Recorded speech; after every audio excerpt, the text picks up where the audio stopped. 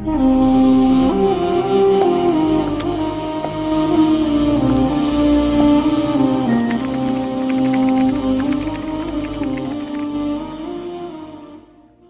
الله الرحمن الرحيم. اللهم صل وسلم وبارك على سيدنا محمد. اعزائي جميع متابعين قناتكم ارانب الخير في كل بيت، انا معاكم النهارده ان شاء الله في فيديو جديد جميل، تابعوه للنهايه. احنا النهارده هنتكلم عن، كنت قبل كده بدأنا في انواع الارانب. هنتكلم النهارده اتكلمنا عن البابيون، النهارده هنتكلم عن ملك الارانب واجمل ارنب في الارانب كلها، الارنب الابيض. الارنب الابيض انا هحكي لكم قصه كده بسيطه في بدايه الفيديو. انا اول ارنبه ولدت عندي كانت بيضه، كانت موجوده يعني، وانا كنت اللي بتابعهم كده، فلقيت واحده وهي ولدت الارنبه، هي كانت نتفت شويه صغيرين كده، انا معرفش بقى، فنتفت ولقيتها جابت ولدت وقعدت تولد ما شاء الله لحد ما ولدت 11 ارنب. انا كنت مبسوطه بيهم جدا، بس في نفس الوقت كنت خايفه جدا. ليه؟ لان يعني ما كانش مر عليا الحاجات دي، وكانت لسه بقى من زمان قوي يعني. فالمهم لقيت الارانب الصغيره امسكها تقعد ترضع فيهم بالراحه كده، وما ترضاش ابدا تدخل لهم الا وانا اللي دخلتها. امشي بعيد عنها الاقيها دخلت ورضعت، وبقت العيال تتنفخ. بسم الله ما شاء الله، 11 ارنب كانوا ماليين لي السلاكه. بسم الله ما شاء الله بجد، حنيه، جمال، خصوبه، رضاعه. في ناس بتسميه بوسكات، في ناس بتسميه الارنب الابيض، في ناس بتسميه الفرنساوي، في ناس بتسميه اسماء كتير، بس هو يعني اجمل ارنب واحلى ارنب الارنب الابيض. حنيه، جمال، خصوبه، رضاعه. بسم الله ما شاء الله، ربنا يزيد ويبارك. زي ما قلت لكم بسم الله ما شاء الله، اول واحده تولد عندي كانت بيضه، ولدت 11 ارنب فضلوا عندي بسم الله ما شاء الله. لما فطمتهم كان شكلهم جميل جدا، فطمتهم لقيتهم كلهم كده شكل امهم كلهم ابيض، كلهم كانوا ابيض بسم الله ما شاء الله.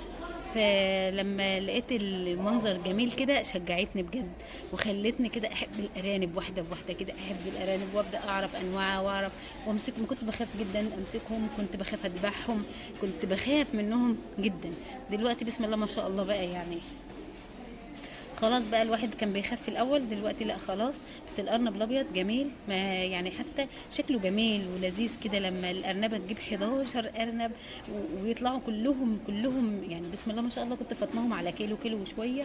بسم الله ما شاء الله، بسم الله ما شاء الله، ملوا لي 3 عيون فوق الام كده، والام ولدت تاني وكانت بتجيب عدد بسم الله ما شاء الله. كانت ارنبه بجد بسم الله ما شاء الله، ترضع وتتلقح على طول، وبسم الله ما شاء الله. بس انا طبعا استنيت عليها اكتر من اسبوع علشان تاخد راحتها كده، وتكبر لي ال11 ارنب الجمال دول وتخليهم كده حلوين معايا. طبعا الارنب الاهتمام بيه، الرعايه، النظافه، العنايه. الارنب يلمع كده وخليه يبقى جميل وشكله في العين حلو. والارنب الابيض اصلا بيشجع على ان انت تبص له كده، وتحط ال11 ارنب كده قدامك، وتحط الام بسم الله ما شاء الله، يبقوا ماليين العين حوالين الام، مفيش مكان فاضي في العين اصلا علشان الام تتحرك ولا تتنفس ولا تروح يمين او شمال. بسم الله ما شاء الله. زي ما قلنا الارنب الابيض بالرضاعه بتاعته بسم الله ما شاء الله، واغلب الارانب فيه 8 حلمات، وبسم الله ما شاء الله عليها بتملى الارنب بجد، بتطلع الارانب بجد. يعني هي دي اول ارنب يعتبر. هو انا عموما بالنسبه لي انا بحب البابيون، اجمل ارنب بالنسبه لي البابيون. بس الابيض روعه، جميل، حنين، بجد، صحة، جمال. شايف الأرنب بسم الله ما شاء الله، منظر شكله كده حتى بسم الله ما شاء الله عليه، يتلقح كده واجس كده بعد 10 ايام، وابدا بقى اتابع كده اشوف الارنبه تولد لي عدد كبير كده وحلو ويكتر عندي، الخير يزيد كده، ويبقى شكله يشجع ان انا اربي مره واثنين وثلاثه، واشوف كده الارنب قدامي بيكبر ولونه جميل وشكله جميل هو والام بتاعته كده بسم الله ما شاء الله. ممكن لو انا عايزه بقى اجيب الوان من الابيض اديها لذكر مختلف، ذكر بقى اسكندريه، ذكر بابيون، ذكر اي نوع تاني. ولو عايزه اجيب الخلفات كلها بيضه اديها لذكر ابيض. بس انا اول خلفه زي ما قلت لكم كان 11 ارنب وكلهم كانوا بيض بجد، كلهم بيض. المره الجايه ان شاء الله نتكلم بقى عن الارنب الاسود برضو وحنيته درجتها ايه، وياخد عندي كام من 10. طبعا الاول ارنب زي ما قلنا بالنسبه للارانب كلها، الارنب الابيض حنيه وجمال وخصوبه ورضاعه واعداد كمان في الخلفات. طبعا بعد كده البابيون، البابيون جميل حنين، النتف بتاعه بسم الله ما شاء الله. ممكن اخد من الارنبتين بابيون يملوا لي كل الارانب التانية. لو انا مثلا عندي 3 4 وفيهم 2 بابيون، اخد منهم نتف هما والابيض كمان، الابيض وكمان ويجي في وراهم كمان الشنشين. ان شاء الله همسك كل ارنب بصفاته مميزاته عيوبه. اللي طبعا الارنب الابيض في ناس بقى يقول هو ما فيش الا الابيض، هو كل الارانب ابيض، احنا عايزين الوان، احنا زهقنا من اللون الابيض. لا، الابيض جميل. شايفين بسم الله ما شاء الله روح، شايفين حتى شكل الارنب وروح الارنب عامل ازاي، بسم الله ما شاء الله. راسه دي انتايه بسم الله ما شاء الله، يعني ما هياش ذكر ولا حاجه، ودانها وحجمها وكبيره بسم الله ما شاء الله، وترضع وخصوبه بقى وجمال. جمال الارنب وحلاوته الارنب الابيض الجميل. في ناس كتير تقول انا عايز ارنب ابيض، لا انا عايز اللون الابيض جميل، اللون الابيض انا بحب اللون الابيض. في ناس تمسك البابيون استحاله عايزين بابيون وبس، لا انا ممكن اشكل، ممكن ادي الابيض ادي البابيون يجيب لي الوان، الابيض اديه للابيض يجيب لي ابيض، الابيض اديه لشنشله يدي لي حاجات كتير. ممكن لان كل الارانب هجين داخل فيها ده وده وده، فمش بيبقى نوع واحد بس. ان انا الارنبه دي بيضه هتجيب لي كل الخلفات ابيض، الارنبه دي بابيون هتجيب لي كل الخلفات بابيون. هي اغلب البابيون بيجيب بابيون بجد.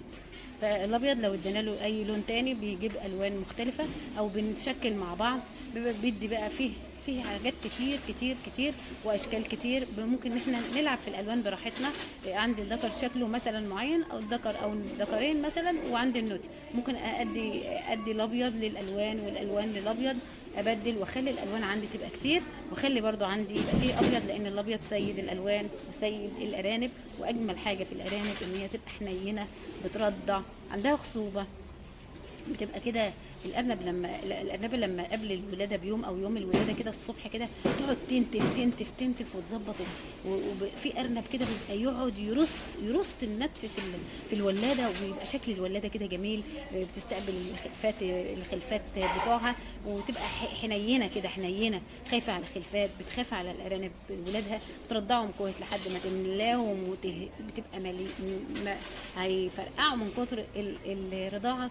دي بتبقى ارنبه بتشجع كده، وبتخلي الواحد مزاجه حلو كده، ويربي ويكبر المشروع ويكسب منه باذن الله. ده كان الفيديو بتاعنا النهارده، الارنب الابيض سيد الالوان، سيد الارانب. اجمل حاجه في الارانب اللون الابيض طبعا. مميزاته ان هو زي ما قلنا خصوبه ورضاعه وحنيه وجمال ونتف بسم الله ما شاء الله. العيب بتاعه بقى ان في ناس ممكن ما تزهق من اللون الابيض، لا ده انا عايزه الوان، انا عايزه اشكل، انا عايز، بس ما فيش فيه بجد اي حاجه مش كويسه، الا ان هو لو تعب مثلا المناعه بتاعته خلاص بقى. لازم اهتم بالارنب، اهتم بالرعايه بتاعته، اهتم بالنظافه، اهتم بان انا لو لقيت حاجه بسيطه ولو بسيطه موجوده اعالجها بسرعه علشان ما تتراكمش عنده وتكبر وتزيد. ليه؟ لان الارنب حساس، مناعته ممكن تقع بسرعه مني لو انا اهمل فيه. ده كان الفيديو بتاعنا النهارده، يا رب ينال رضاكم من الاعجاب، ونكون دايما يكون عند حسن ظنكم، واكون قدمت لكم المعلومه بطريقه سهله وبسيطه ومبسطه كده نفهمها كلنا مع بعض. ده كان اي حد يحب يحجز سلالات بطاريات اعلاف ادويه على رقم الحجز 010 646 19771 تحت امركم في اي حاجه تطلبوها مننا. والسلام عليكم ورحمه الله وبركاته.